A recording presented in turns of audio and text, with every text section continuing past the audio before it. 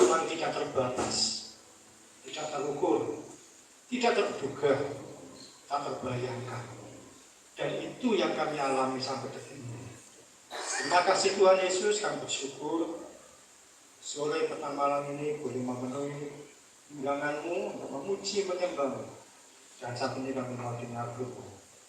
Dalam nama Tuhan Yesus, kita berdoa dan ucap syukur. Amin. Silakan duduk.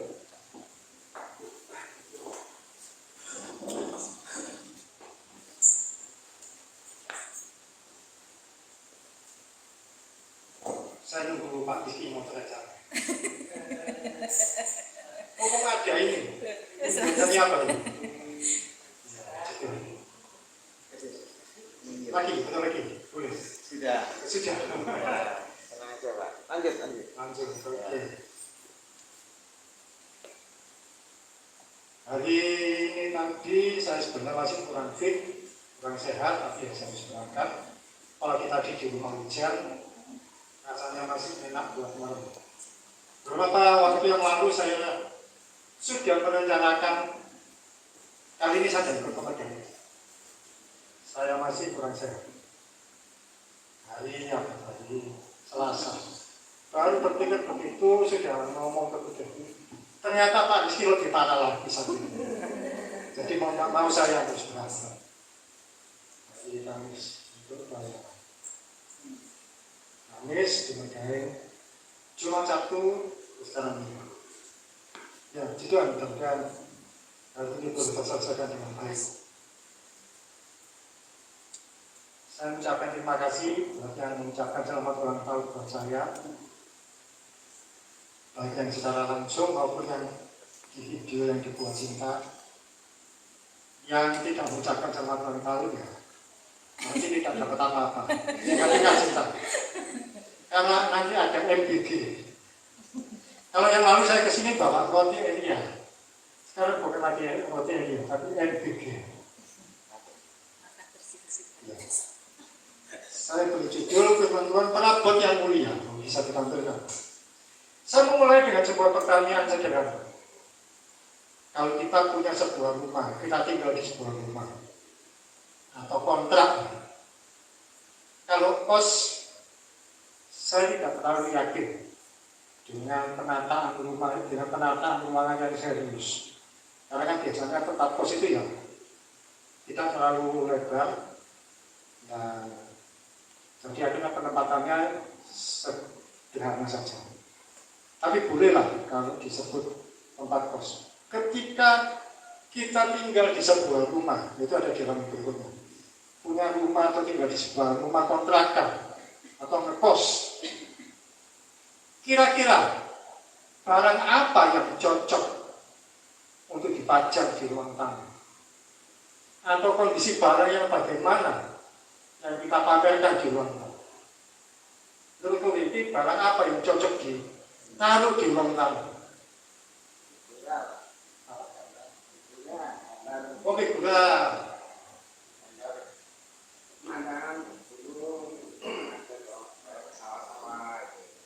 Gula, gambar pemandangan. Ada lagi pendapat yang lain. Kalau kalian tinggal di sebuah rumah keluarga, atau kalian di sebuah rumah kontrakan, atau di sebuah rumah, kan mesti ada ruangan kita anggapnya adalah ruang tamu. Di ruang tamunya itu apa barang yang cocok untuk dipajang? Kalau Risma, apa barang yang cocok kamu pajang? Di tempat kosmu atau di rumahmu yang di Nias sana, apa? Atau barang yang kondisi bagaimana? Bunga. Lalu di atas meja. Kalau menurut siapa nih temannya itu? Aku mesti lupa. Eben.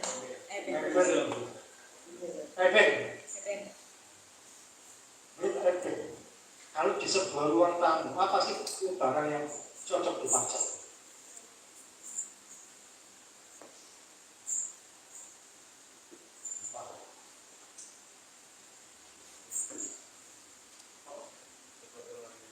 foto keluarga. Pokoknya barang yang terkesan indah, yang bagus, yang bentuknya itu bersih, terawat, bahkan mungkin barang yang mahal seperti Gucci, keramik, atau keindahan-keindahan yang lain, barang puncaknya. Bukankah itu yang cocok untuk dipajang di ruang tamu? Benar ya? Kalau sapu, cikrak, pel-pelan, atau tempat sampah yang di situ ada bekas bungkus makanan, bekas kulit buah, cocoknya taruh di mana? Di belakang atau di dekat kamar mandi yang jangan membuat orang itu tidak betah atau tidak mau. Demikian juga dalam kehidupan kita sebagai pengikut Tuhan Yesus. Ada yang namanya perabot mulia, ada yang namanya perabot yang kurang mulia. Dan Tuhan sendiri yang membedakan, firman Tuhan sendiri yang membedakan bahwa kita semestinya ada sebagai perabot yang mulia. Bagaimana perabot yang mulia? Firman Tuhan dalam 2 Timotius 2:19-22 berikutnya.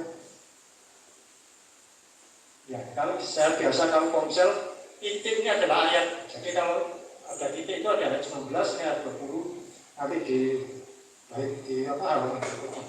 Saya baca ayat 19 yang atas, kalian baca yang 20 yang bawahnya. Lihat aja. Oke. 2 Timotius 2:19. Tetapi dasar yang diletakkan Allah itu teguh, dan materinya ialah Tuhan mengenal siapa kepunyaannya, dan setiap orang yang menyebut nama Tuhan hendaklah meninggalkan kejahatan. 20.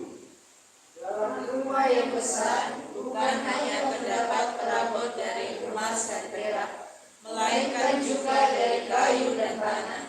Yang pertama dipakai untuk maksud yang mulia, dan yang terakhir untuk maksud yang kurang mulia. Ayat 21. Jika seseorang menyucikan dirinya dari hal-hal yang jahat, ia akan menjadi perabot rumah untuk maksud yang mulia. Ia dikuduskan, dipandang layak untuk dipakai tuannya, dan disediakan untuk setiap pekerjaan yang mulia. Ayat 22. Sebab itu jauhilah nafsu orang muda, kejarlah keadilan, kesetiaan, kasih dan damai bersama-sama dengan mereka yang berseru kepada Tuhan dengan hati yang murni. Kalau membedakan umat Tuhan dan bukan, orang yang sungguh-sungguh dengan Tuhan dan hanya biasa-biasa, itu biasanya dipakai perbedaan gandum dan ulama, domba dan kambing, atau hal-hal yang kelihatannya tidak bisa dibedakan tapi bisa dibedakan.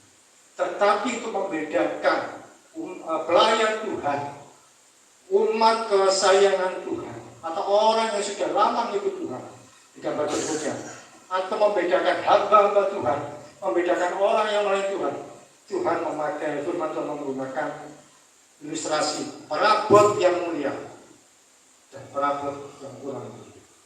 Perabot artinya perlengkapan, perabot artinya furniture, perabot artinya adalah barang-barang yang digunakan untuk keperluan-keperluan tertentu. Tetapi demikian ada perbedaannya, yang untuk yang mulia dan untuk yang mulia. Masalahnya kita ada pada titik yang mana? Titik perabot yang digunakan untuk yang mulia atau yang salah-salah? Yang penting kan dipakai Tuhan. Yang penting kan saya dipakai Tuhan. Meskipun saya ya sekedar saja. Yang penting dipakai Tuhan. Iya kalau dipakai, tahu enggak? Seperti tadi. Di rumah yang baik, di ruang tamu, terpajang foto keluarga, terpajang figura, terpajang Gucci, terpajang berbagai hal yang menarik. Bukankah itu setiap saat ada di ruang tamu, dan orang akan memandang dan melihat mengagumi dengan baik.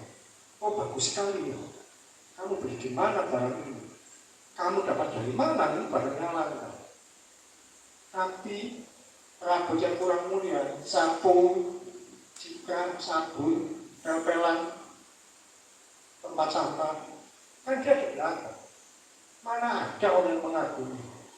Kamu beli di mana sapu ini? Kamu beli di mana? Pel-pelan, gak ada. Dan Tuhan mau kita menjadi perabot yang mulia, yang berkenan di hadapan Tuhan. Ingat, kata berkenan itu artinya disayang Tuhan, dipakai dengan luar biasa, digunakan dengan sebaik mungkin, dan dipandang Tuhan dengan sepenuh hati. Itu berkenan, bukan sekedar ada, tapi berkenan. Lalu bagaimana supaya kita menjadi perabot yang mulia? Supaya kita menjadi perabot atau perlengkapan Tuhan yang berkenan di hadapan Tuhan. Bukan lagi sekedar asal-asalan. Karena saya hari ini tidak berbicara kepada orang-orang Kristen baru, tidak berbicara hanya kepada orang-orang yang baru bertobat. Saya tidak berbicara di hadapan orang-orang yang baru kemarin sore itu Tuhan Yesus. Bisa berbicara di hadapan orang-orang yang sudah melayani Tuhan, yang sudah memberi diri untuk membuat hidupnya dipakai oleh Tuhan. Poin pertama, bagaimana supaya hidup kita layak untuk menjadi perabot yang mulia. Yang pertama adalah hidup dalam kekudusan. Tadi di ayat 21, Firman Tuhan mengatakan, jika seorang menyucikan dirinya dari hal yang jahat, ia akan menjadi perabot rumah untuk maksud yang mulia. Ia dikuduskan, dipandang layak oleh Tuhan. Ketika kita menyucikan diri dari segala kejahatan, kita akan menjadi perabot yang mulia. Ketika kita menyediakan tubuh kita, diri kita, jiwa kita, itu menjadi satu hal yang baik, yang indah, yang benar di hadapan Tuhan. Kita hidup dalam kekudusan. Tuhan akan pakai kita lagi. Sekali lagi saya tidak bosan-bosan dan sampaikan tentang kekudusan. Saya berkali-kali sampaikan tema apapun juga berputarnya juga tentang kekudusan. Mengapa? Karena kekudusan hari-hari ini sudah mulai menggoyang. Gereja-gereja Tuhan banyak yang hancur karena tidak bertahan hidup dalam kekudusan. Umat Tuhan, hamba-hamba Tuhan mulai banyak jatuh satu persatu karena gak tahan, gak mau hidup dalam kekudusan, merasa dirinya sudah aman, sudah layak, dan dia hidup semau-maunya, hidup dalam dosa, membiarkan bahwa dirinya itu tidak apa-apa. Saya berbuat begitu, toh nanti bisa minta ampun lagi sama Tuhan. Hari-hari ini pada gereja Tuhan diserang dalam kondisi ketidakkudusan, tidak bertahan dalam kekudusan itu. Satu kali di Surabaya, mungkin saya juga pernah cerita. Ada seorang hamba Tuhan perempuan, pemimpin persekutuan doa yang sangat terkenal. Persekutuan doanya banyak pendukungnya, terutama ibu-ibu. Karena pendukungnya juga ibu. Dan dia berkata kepada stafnya, saya mau pakai pakaian yang seseksi mungkin ketika saya berdoa dan menyembah Tuhan, supaya Tuhan Yesus tertarik pada saya, jatuh cinta pada saya. Itu apa Tuhan sudah saya bilang. Hubungan keintiman kita dengan Tuhan itu tidak diukur dari seksual. Memang firman Tuhan memberikan ilustrasi yang ilahi, ilustrasi yang terkesan bukan yang tidak mudah dipahami oleh manusia secara biasa. Itu ilustrasi pernikahan anak domba. Pernikahan anak domba itu adalah kita gereja Tuhan ini mempelai perempuan dan Tuhan Yesus mempelai laki-laki. Pernikahan anak domba kita disatukan dengan Tuhan, tapi bukan berarti bahwa diibaratkan hubungan seksual, bahwa Yesus jatuh cinta kepada umatnya secara seksual. Tidak. Dan yang terjadi apa? Pemimpin persekutuan itu menceraikan suaminya. Dia menikahi dengan seorang pemain keyboard tim musik persekutuan yang sudah punya istri semua. Tapi karena kata Roh Kudus yang membuat susah, mereka kena menikah. Itu umur 50. Pemain keyboardnya umur 30. Warganya masing-masing jadi berantakan. terutama kalau keluarga yang dari pemimpin persekutuan kan laki-laki sudah dewasa, ya sudah lah, nggak mau berurusan. Tapi yang kasihan keluarga dari mantan istrinya, yang pemimpin itu. Kalau masih muda, anaknya masih kecil harus ditinggal demi nafsu, demi ambisi, karena kata Yesus. Persekutuannya dulu di daerah Marina, apartemen, sekarang di Mesir. Jadi sendiri satu persekutuan. Hati-hati hidup dalam kekudusan. Ibrani 12:14 ayat berikutnya. Firman Tuhan berkata, berusahalah hidup damai dengan semua orang dan kejarlah kekudusan. Sebab tanpa kekudusan tidak seorang pun akan melihat. Firman Tuhan berkata bahwa kekudusan itu harus diapakan? Kekudusan harus diapakan? Dikejar. Kekudusan nggak cukup didoakan, nggak cukup dimimpikan, nggak cukup hanya sekedar pendeta doakan saya supaya saya bisa hidup kudus. Berapa kali ada yang seperti itu? Saya berkata nggak bisa. Saya nggak bisa doakan hidup kudus. Itu ada usaha kamu sendiri di bawah kuasa Roh Kudus. Ketika kita komitmen sama hidup kudus, dan kita mengejar komitmen untuk ke arah kekudusan, kita mengejar ke arah untuk bagaimana hidup kudusnya. Adalah lagu lama yang berkata, Bapa bersembahkan sebagai persembahan yang kudus dan yang berkenan padamu sebagai yang sejati. Ternyata ibadah yang sejati itu bukan sekedar kalau kita datang seperti ini. Maaf ya, karena di sini kebanyakan adalah anak-anak muda. Ibadah sejati adalah ketika kamu tidak memberi ini kepada pacar, ketika kamu tidak memberi ciuman kepada pacar, ibadah sejati. Ketika kamu yang cewek tidak menyerahkan pipimu atau pipimu kepada cowok, ibadah sejati.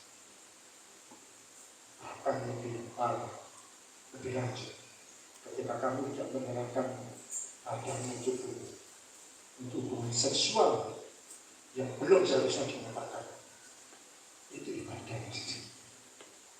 Firman Tuhan berkata itu lagi dilakukan, itu yang firman Tuhan. Roma 12:1. Sembahkanlah tubuhmu sebagai persembahan yang hidup. Itu adalah ibadah yang sejati. Bahkan sekalipun pikiran kita nggak mengarah ke yang sana, ke hal yang seksual, kita sedang mengarahkan pada ibadah yang sejati. Kalau selama ini ada yang sempat belok-belok arahnya gaya pacaran kesana kemari dengan mendengar firman Tuhan ini, saya berharap berhenti dari segala sesuatu. Jangan punya alasan lupa, jangan pacar saya. Karena kalau pacar itu resmi, boleh berbuat apa saja. Kalau saya sudah sayang, maka itu benar-benar resmi. Ketika SMA saya itu setiap kali istirahat saya nggak berani ada di ruang kelas. Teman saya pasti cinta. Teman saya yang perempuan itu seniman dengan saya. Pacaran dengan saya. Wah, kalian nggak bisa berpisah. Akhirnya lulus SMA ini bisa juga. Lulus SMA ini bukan bercerai ya bisa juga. Kan ya emang tubuhnya dipercayai. Di poin berikutnya saya tuliskan, hati-hati gaya pacaran, hati-hati gaya pembinaanmu, hati-hati gaya pelayanan. Saya setiap kali bekerja, sekarang saya sudah bantu Jepang. Mulai dari awal bekerja di toko buku rohani. Toko buku rohani salah satu yang terkenal di Surabaya. Depannya M, sekarang sudah ada di Kongres itu. Itu kan saya pertama kali bekerja di sebuah toko buku roh. Wah, ini ya Kristen isinya. Semua Kristen. Ternyata yang saya temui. Saya waktu itu masih kuliah, tahun 2002. Saya kuliah berarti semester 2. Kalau buku sepi, nggak ada pembeli, hasilnya ini perlu-perluan sama bagian kita. Kami yang lihat ya isi juga. Bagaimana? Kalau jalan-jalan bersama ke pantai, kepala toko kami perempuan ngajak cowoknya juga sama, juga pala, juga gaya pacaran. Nah, kondisi 2002 saya bekerja berapa bulan aja. Terus setelah saya lulus kuliah tahun 2006, saya bekerja di sekolah, jadi guru SD. Nah, kira ya, sekolah Kristen nggak saja. Karena sekolah SMP tidak dengan jauh dari sekolah. Mana-mana pergi. Karena sama-sama punya situasi luka di dunia. Dan seterusnya. Ternyata meskipun lembaga Kristen tidak menjamin kehidupannya benar-benar aman dan kekudusan. Karena Kristennya cuma di dompet, di KTP, itu ada di sini. Celakanya lagi sekian tahun berikutnya saya dengar teman-teman yang pacaran di buku-buku tadi ya putus-putus semua. Berarti kan memang yang perempuan ngasih pipi, atau apapun bagian tubuhnya seseorang yang belum tentu jadi pasangan. Sekali lagi jangan berlebihan, terutama yang perempuan. Bagian tubuhmu untuk pasangan yang mungkin sekarang jadi pasangan, tapi belum tentu. Sekarang hanya sekedar teman. Yang laki-laki itu juga demikian, cara memanfaatkan.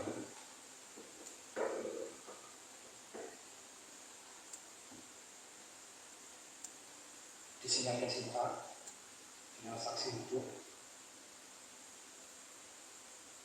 Ketika tahun lalu dia selesai lulus kuliah, kebanggaan saya itu apa? Bukan saya diayai sekian juta, memang iya, bukan kebanggaan saya bukan di situ. Sampai membuat dia lulus, kebanggaan saya dia lulus. Saya bisa membuktikan, saya tidak berbuat cabul sedikit. Beritanya pada kita. Kenapa? Karena waktu itu tahun lalu ditujukan pada saya.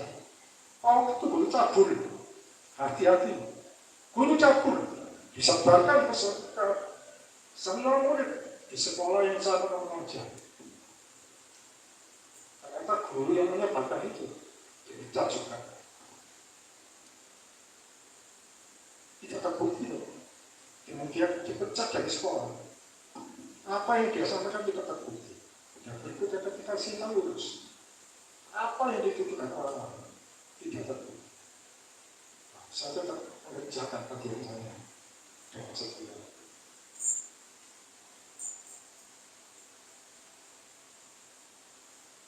Hati-hati, berjalanlah dengan kuat dan kekudusan. Kekudusan bukan hanya masalah seksual, tapi juga dalam perkataan. Anak-anak Tuhan, jaga kata-kata kita. Jangan berkata yang kasar, jangan berkata yang menipu. Sekalipun di dunia kerja bertemu dengan orang-orang yang kasar, orang-orang yang tidak sesuai dengan apa yang sudah jadi pengharapanmu, dalam impianmu. Jangan terbawa emosi. Kekudusanmu bisa berupa dalam perkataan, bisa dalam tingkah laku, dan sebagainya. Poin pertama untuk kita menjadi penabur yang mulia, hidup dalam kekudusan. Waktu tanamkan waktu, tidak ada yang kebal, hanya bertuan jatuh dalam kekudusan, dalam tidak kekudusan. Bahkan COVID yang lalu ada seorang hamba Tuhan besar senior di Kota Solo. Matinya di mana? Di tempat perempuan lain yang bukan istri. Poin kedua, supaya kita memiliki menjadi perabot yang mulia, yaitu miliki kesetiaan. Kesetiaan ayat 22 tadi. Ya. Sebab itu jadilah seorang muda kejarlah keadilan, kesetiaan. Kesetiaan itu apa sih? Kesetiaan itu mau mengerjakan sesuatu yang bukan bagiannya, mengerjakan sesuatu dengan maksimal meskipun bukan bagiannya dan tidak diketahui oleh orang lain. Contoh, berjalan di lobi di bawah, ada botol plastik bekas minum. Kalau kita nggak ngambil, kita nggak salah, karena bukan urusan saya. Yang minum bukan saya. Tapi ketika kita mau menundukkan kepala mengambil botol plastik itu mencari tempat sampah dan membuang, itu baru setia. Nggak ada orang yang lainnya melihat, nggak ada CCTV sekalipun. Kita sedang setia. Melakukan hal yang kecil yang orang lain tidak tahu. Firman Tuhan mengajarkan itu kita setia dengan melakukan hal yang kecil. Satu kali, Tuhan akan membicarakan hal yang besar. Contoh setia dalam hari Minggu, tentu tidak telat kalau datang ibadah. Tahu apa yang harus dilakukan ketika ibadah dan mengerti yang ini tidak boleh saya lakukan. Ada yang mengerti sendiri apa yang harus saya lakukan dan tidak. Bahkan juga tidak mengeluh sekalipun fasilitas kurang. Apa hasilnya kurang dingin, kipas anginnya kurang nyala dan sebagainya. Kita datang di sini dan cari fasilitas. Ada banyak pesan doa yang sangat sumuk. Kipas angin cuma satu yang datang bahkan saya selalu melalui di situ. Tapi karena kita tidak mengejar kipas angin, mengejar persekutuan bersama dengan Tuhan, kita mengejar dia, tidak seberapa. Saya 1,5 jam kepanasan, gak apa-apa. Saya mau dididik oleh Tuhan, saya mau dibentuk oleh Tuhan. Berani tidak seperti itu. Sekalipun tidak ada yang jemput, berani tidak datang. Sekalipun situasinya nggak menyenangkan, oh ada dia di sini, aku gak urus, saya mau ke sana. Orang yang setia tidak mudah tersinggung ketika usulnya tidak disetujui, tapi dia tetap melakukan dengan cara-cara yang kreatif. Misalkan ada usul ini, dan itu nggak sesuai dengan hati kita, ya sudah tidak apa-apa. Saya akan kerjakan semampu saya, yang bisa saya lakukan. Miliki kesediaan. Lukas 16 ayat 10. Kita bisa ke sini, nanti ajar. Ambil suara.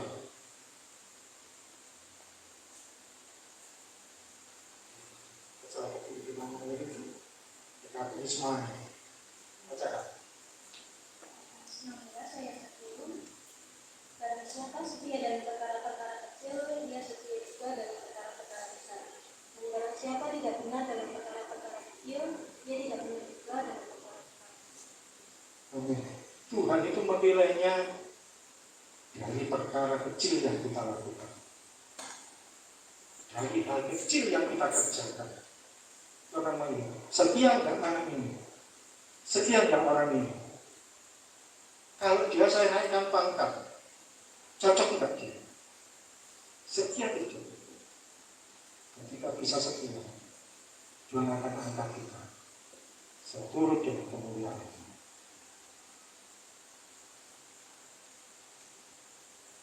Ketika saya masih persekutuan doa di sekolah, saya datang paling awal atau bahkan langsung di gambar berikutnya saya berbawa. Nah, ini ada gambar waktu saya SMA di persekutuan doa di daerah Tenggis.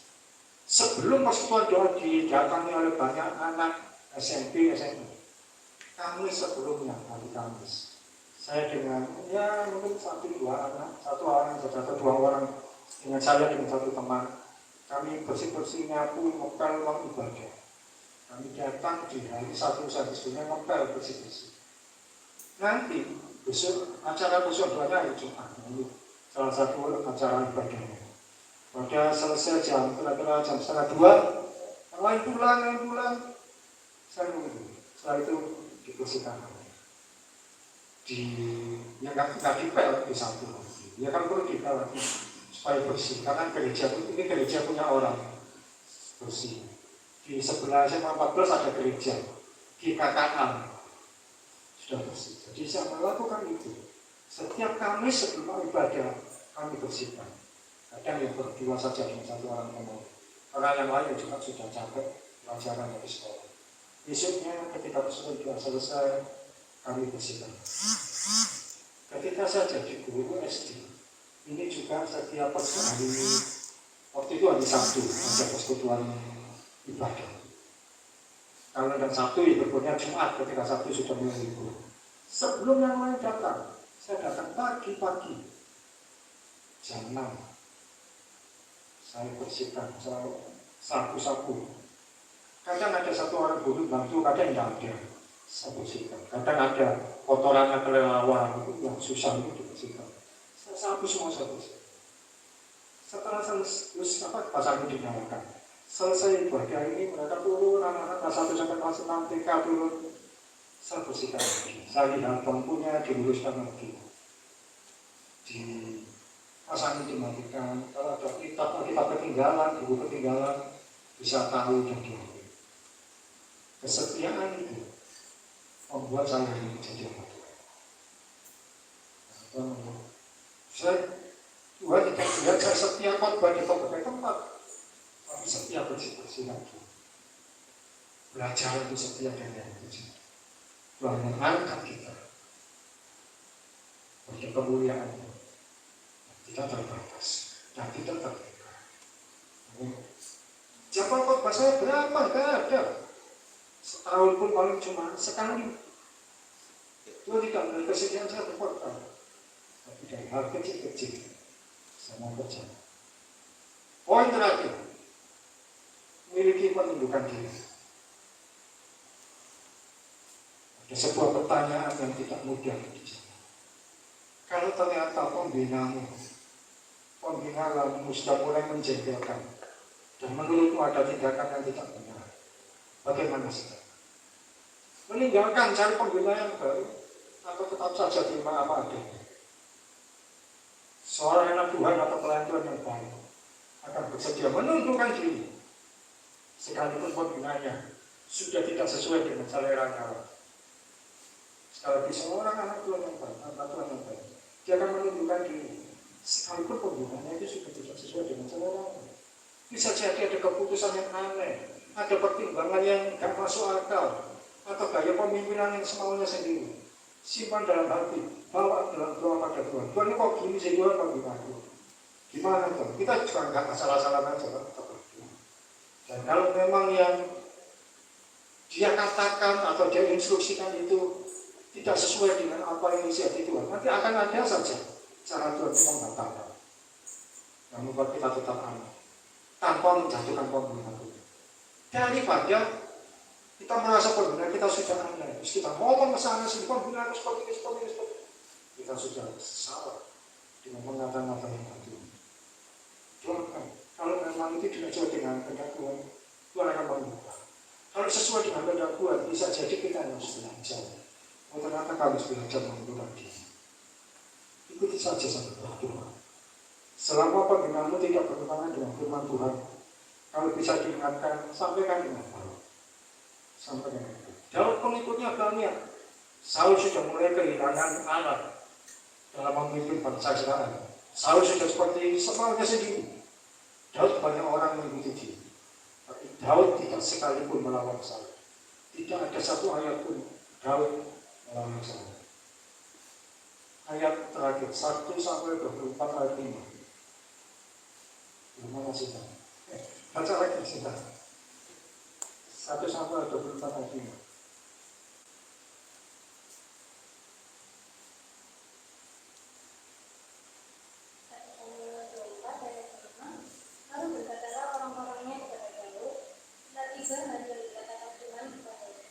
Sesungguhnya aku menyerahkan musuhku ke dalam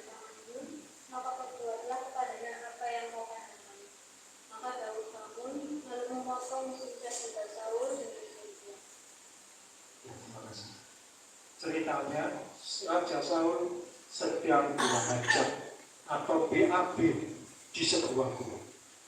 BAB sendirian, nggak ada yang ngikuti, nggak ada yang mengawal. Daud masuk di gua itu, ditemani oleh seorang sahabatnya. Dia ngomong kepada Daud, sekarang sudah tiba waktu. Kamu lakukan pembalasan kepada Saul. Ini waktunya sekarang. Bisa nggak Daud mengabdi Saul? Bisa. Sekali tempo bisa, mati, dipancung bisa, dipedang, tubuhnya bisa. Tapi Daud tidak melakukan. Dia potong puncak jubah, jadi ujung jubahnya dipotong jalan. Dan dia keluar. Kesempatan kedua di gambar yang berikut, ketika Saul tidur, ada kesempatan untuk dia menancapkan pedang atau tombak. Dia tidak melakukan. Dia ambil barang berharga milik Saul dan dia keluar.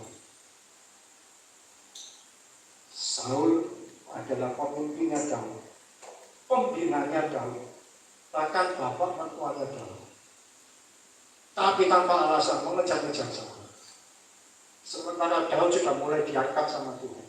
Banyak orang mengikuti, banyak orang mengikuti. Dan sekalipun Daud berbuat jahat, kesalahan kepada Saul. Dan dia akhirnya diangkat jadi raja. Ketika dia jadi raja, tidak ada orang yang berani melawan. Daud bahkan pernah berkata, biarkan Saul mati sendiri diserang oleh orang Filistin atau karena peperangan di padang gurun. Dia mati sendiri, tapi jangan karena tanganku. Dia tidak mau mencederai tanganku. Dia menunjukkan diri pada Saul dengan seperti itu. Dan benar Saul meninggal dalam peperangan. Dan Daud yang mati. Hari ini, biarlah kita boleh menjadi perabot yang mulia, yang berharga. Jaga kemuliaan hati kita. Jangan sampai jadi batu sandungan bagi orang lain. Sebisa mungkin hindari konflik dan pertentangan dengan samakan sepelayanan dan pembinaan. Supaya Tuhan berkenan memakai kita untuk melayani Dia seumur hidup. Yang pertama, jaga keputusan. Yang kedua, miliki kesetiaan dalam hal kecil. Yang ketiga, memiliki penunjukan diri terhadap pembinaanmu, pemimpinmu, bapak lain, supaya hidup kita berharga, berkenan di depan Tuhan, menjadi perabot yang mulia yang Tuhan pakai luar biasa. Artinya berkenan itu apa? Ya Tuhan itu sayang sama kita, Tuhan pakai kita dengan sepenuh hati. Kalau yang kurang mulia, yes di belakang, dipakainya sekali-sekali saja. Mungkin rumahnya di 1-2 hari sekali, yes. Nanti baru diambil dulu. Tapi sekiranya jemaat Tuhan di sini, jadi perabot yang mulia, berharga, dan berkenan di kita. Mari tutup mata. Kita nyanyi satu lagu lama tadi, saya kira semua sudah bisa. Ini juga bisa. Bapak persembahkan juga.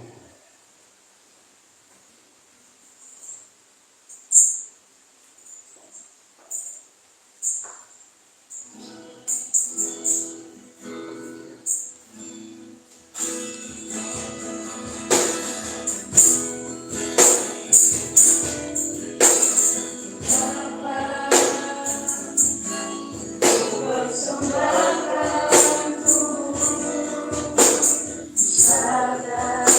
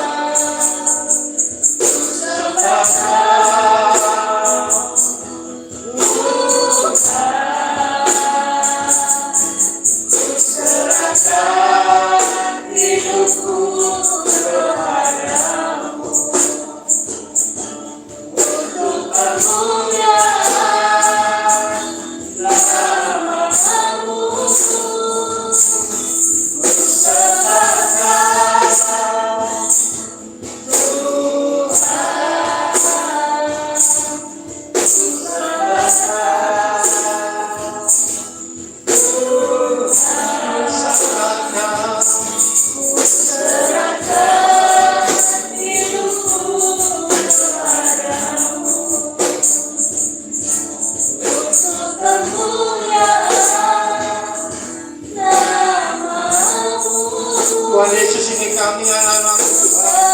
Kami mau serahkan diri kami, hidup kami, jiwa kami menjadi alat kemuliaan. Kami nggak mau sembarangan menggunakan hidup kami, Tuhan. Kami mau serahkan dalam kekudusan. Kami mau serahkan dalam komitmen kami setia kepada Tuhan. Maka kami mau terus belajar, memiliki kedudukan diri. Terima kasih Tuhan Yesus. Kau baik, Kau sangat baik. Ini kami anak-anak. Biar di masa muda kami tetap ada dalam kekudusan. Tidak menyimpang ke kanan dan ke kiri. Di dalam nama Tuhan.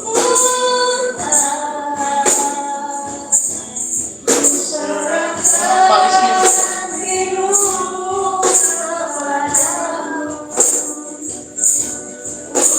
Kemuliaan